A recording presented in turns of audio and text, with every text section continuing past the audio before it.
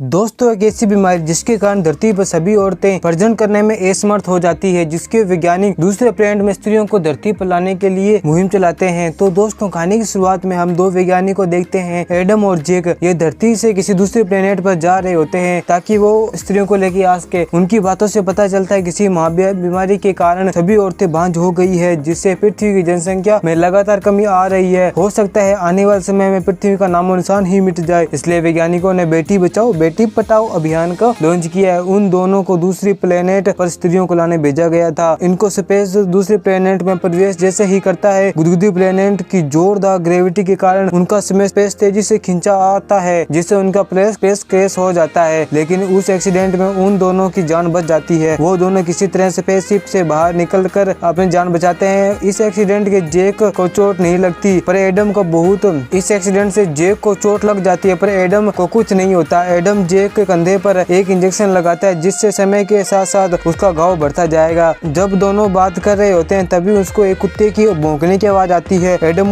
अपने दोस्तों को वही छोड़कर उस आवाज के पीछे चला जाता है। आगे जाकर उसे कुत्ते के साथ एक लड़का भी मिलता है। उस प्लेनेट पर पहली बार इंसान को देखकर एडम बहुत खुश होता है। एडम उससे पूछता है वो लड़कियां कहाँ पर मिलेगी। वो छोटा लड़का स्नेक हेड कहकर वो वहाँ से भाग जाता है। एडम उसके पीछा करने लगता है। आगे जाकर उस बच्ची को कुछ महिलाओं के ग्रुप ने पकड़ लिया और अपने साथ घसीट के ले जा रहे थे। एडम आगे जाकर उस लड़की को ढूंढता है, पर उसे वहाँ कोई नहीं मिलता। तभी वहाँ पर जोरदार भूकंप पड़ता है। एडम अपने आप को किसी तरह संभालता है, फिर अपने साथ जैक को एप्पल वॉच से भूकंप मापने के लिए कहता है। आगे चलकर एक महल दिखाई देता है, उसके अंदर मुंह उठाकर चला जाता है। वहाँ उसे बहुत सारी अच्छी हॉट लड़कियां मिलती है। उसकी बातों से एडम को पता चलता है इस प्लेनेट पर सिर्फ महिलाओं का राज चलता है। आदमियों को यहाँ पर गुलामों की तरह इस्तेमाल किया जाता है, उनसे मजदूरी करवाई जाती है और बलि भी दी जाती है। कुछ मर्दों को प्रजनन के लिए इस्तेमाल भी किया जाता है। कुछ महिलाएं अपने भगवान की पूजा कर रही थी। दरअसल इस प्लेनेट पर दो पार्टियों की सत्ता चल रही थी। यहाँ पर धार्मिक महिलाओं का एक अलग ग्रुप है, जिससे टैक्सन नाम की एक और चलाती है। वहीं दूसरी तरफ महारानी की पार्टी जो अलग ही स्वेग में रहती है। महारानी को टैक्सन बिल्कुल पसंद नहीं है। इसके बाद हम एक विशाल स्नेक हेड को देखते हैं, जिसे धार्मिक औरतों को आराध्य मानते हैं। इस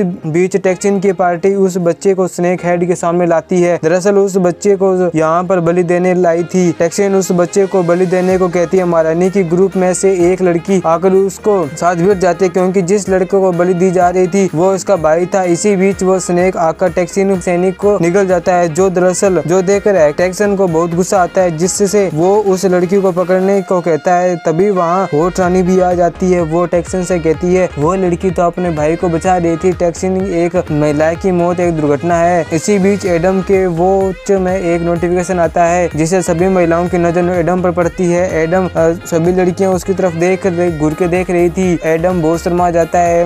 वहीं टैक्सन की महारानी अपने ग्रुप को उसे पकड़ने के लिए कहती है। एडम के पास एक बंदूक थी, जिससे वो उन सभी का ध्यान भटकाकर वहाँ से भाग जाता है। इस बात का फायदा वो बच्चा भी उठाकर वहाँ से भागने लगता है। वहीं पर वो औरत उसका पीछा नहीं छोड़ती। एडम उस बच्चे के साथ अपने स्पेसशिप की तरफ भाग रहे थे। तभी एक औरत एडम के पैर पर तीर से हमला कर देती है। एडम किसी तरह उस बच्चे के साथ अपने स्पेसशिप के अंदर पहुंच जाता है। उस तीर के ऊपर जहर लगा था, जिसके कारण एडम धीरे धीरे बेहोश हो रहा था। वहीं दूसरी तरफ टैक्सन की महिलाओं का स्पेसशिप को चारों ओर से घेर लिया था। वो मारने के लिए अंदर जा ही रही थी। तभी हॉट रानी वहां आकर अपने टीम के साथ वहां पहुंच जाती है और वो टैक्सन को कहती है वहां से जाने के लिए कहती है। टैक्सन की औरतें कहती है यहाँ पर मर्दों को मारना अलाउ है, पर महारानी कहती है महारानी की बात नहीं सुनना अलाउ नहीं है। इस कारण उसकी टीम को बहुत वहां से जाना पड़ता है। इसके बाद हॉट रानी मुँह उठाकर स्पेसशिप में चली जाती है, जहाँ पर महारानी अपने बालों में से एक दवाई निकाल कर एडम को दे देती है, जिससे एडम कुछ देर में बिल्कुल ठीक हो जाता है। आगे एडम और जैक को महारानी के महल में देखते हैं। वो दोनों इस प्लेनेट के बारे में बात कर रहे थे। जैक कहता है कि स्पेसशिप के में मौजूद मशीन से चेक किया, उसे पता चला कि प्लेनेट का अंत बहुत नजदीक है। वो 3 महीने में इस प्लेनेट पर इतना भूकंप आएगा कि यह प्लेनेट खत्म हो जाएगा। तभी वहाँ महारानी की टीम की औरतें आकर उनको पकड़ कर रानी के पास ले जाती है। रानी वहाँ नहा धोकर पूछती है तुम कहाँ से आए हो, आपका नाम क्या है। जिस पर एडम बोलता है वो पृथ्वी नाम के ग्रह से आया है। वहाँ की औरतों को अब बच्चा पैदा करने के लायक नहीं है, इसलिए पृथ्वी पर बच्चे पैदा करने के लिए कुछ लड़कियां चाहिए। साथ साथ ये भी कहता है आज से 600 साल पहले पृथ्वीवासियों को यहाँ पर रिसर्च करने के लिए भेजा था, लेकिन पृथ्वी पर विश्व युद्ध होने की वजह से उसका सिग्नल पृथ्वीवासियों से कट हो गया। वो इस प्लेनेट पर ही फंस गया। हो सकता है इस प्लेनेट पर उन आदमियों की वंशज है। एडम की बातें सुनकर रानी को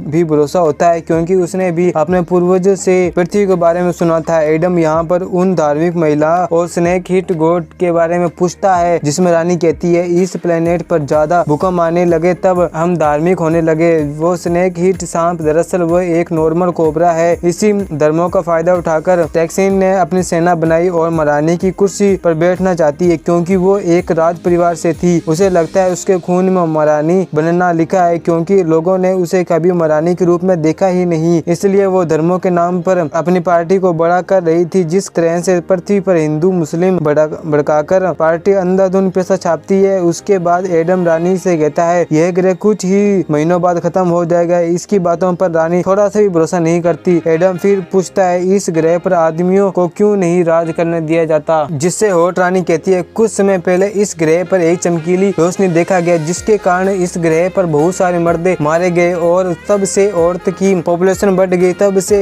इस ग्रह पर औरत राज करती है। इसके बाद महारानी उसे खादान के पास ले जाती है। वहाँ पर बहुत सारे मर्द मजदूरी कर रहे थे। यहाँ पर रानी कहती है यहाँ पर मर्दों को गुलामी के लिए और बलि के लिए इस्तेमाल किया जाता है, और कभी कभी मर्दों के बच्चे पैदा करने के लिए भी इस्तेमाल किया जाता है। एडम इस बात से सहमत नहीं होता और उन्हें विरोध करता है, जिस कारण महारानी एक जोर से घुसन मारती है। फिर उसे अपने दोस्त जेक के पास ले जाती है। एडम को ले जाया जाता है। तभी धार्मिक महिला आकर सभी सैनिक को मार डालती है और एडम को पकड़कर टैक्सन के पास ले जाती है। टैक्सन एडम को अपनी टीम में शामिल होने के लिए कहती है, लेकिन एडम चालाक होने के कारण टैक्सन की टीम से में शामिल होने से मना कर देता है। यह सुनकर टैक्सन एडम को मारने की कोशिश करती है, लेकिन एडम उसे पकड़ लेता है। तभी होट रानी जेक के साथ वहां पहुंच जाती है और टैक्सन को एडम को छोड़ने के लिए कहती है। जब वो महारानी की बातें नहीं सुनता तो रानी उसके मुंह पर जोर से गुस्सा मारती है। इसके बाद वो सभी वहां से निकल रहे थे तो जेक एडम से कहता है इस ग्रह के पास ज्यादा समय नहीं है। यह ग्रह कभी भी तबाह हो सकता है, इसलिए हमें जल्दी से जल्दी यहाँ से निकलना होगा। वही बात महारानी जेक भी सुन लेती है। जेक की बातें सुनकर और एडम को अपने गले का लॉकेट दिखाती है, जो दरअसल एक स्पेसशिप की चाबी थी। रानी एडम से कहती है कई वर्षों पहले यहाँ पर स्पेसशिप लैंड हुआ था, जिसके बाद दादा परदादा को ये चाबी मिली थी। किसी को स्पेसशिप चलाना नहीं आता, इसलिए वो स्पेसशिप वहीं पर है। उसके बाद महारानी उस सभी को लेकर स्पेसशिप की तरफ जाने लगती है। रानी उन लोगों को भी आजाद कर देती है जिन लोगों को बंदी बनाकर रखा गया था। महारानी स्पेसशिप की तरफ जा रही थी, तभी एडम महारानी को अपने साथ पृथ्वी जाने के लिए कहता है, लेकिन महारानी कहती है वो पृथ्वी पर नहीं जा सकती, क्योंकि वो अपने लोगों के साथ अन्याय नहीं कर सकती। इसी बीच वहाँ पर भूकंप से हिलने लगती है। आगे जाते समय उन्हें एक कंकाल मिलता है। जेक उस कंकाल के पास जाकर चेक करता है, जिसे पता चलता है वो कंकाल 600 साल पुरानी है, यानी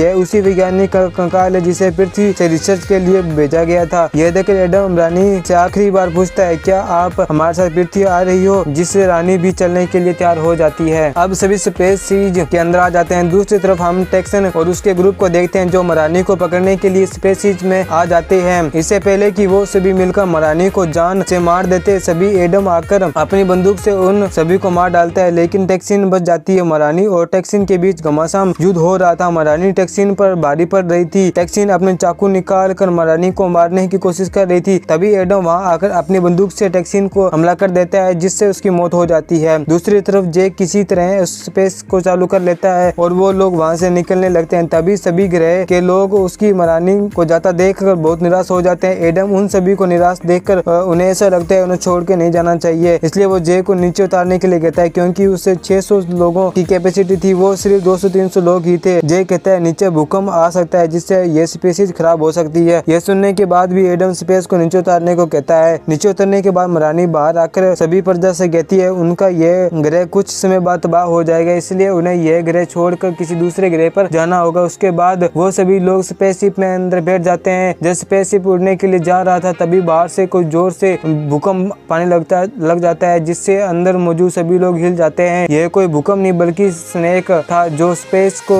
हमला करने लगा था। इससे पहले वो स्नेक स्पेस को कोई नुकसान पहुंचाता, वो किसी तरह वहां से निकल जाते हैं और स्नेक आग में जलकर मर जाता है। इसके बाद वो गुदगुदी ग्रह से निकल कर पृथ्वी की तरफ जाने लगता है। इसी के साथ ये मूवी यहीं पर समाप्त हो जाती है। Thanks for watching. और गाइस ऐसी वीडियो और देखना चाहते हो तो कमेंट कमेंट बॉक्स में दिए गए लिंक पर क्लिक करके देख सकते हो। वीडियो को लाइक, चैनल को सब्सक्राइब करने के लिए आपको तहे दिल से शुक्रिया। Thanks for watching.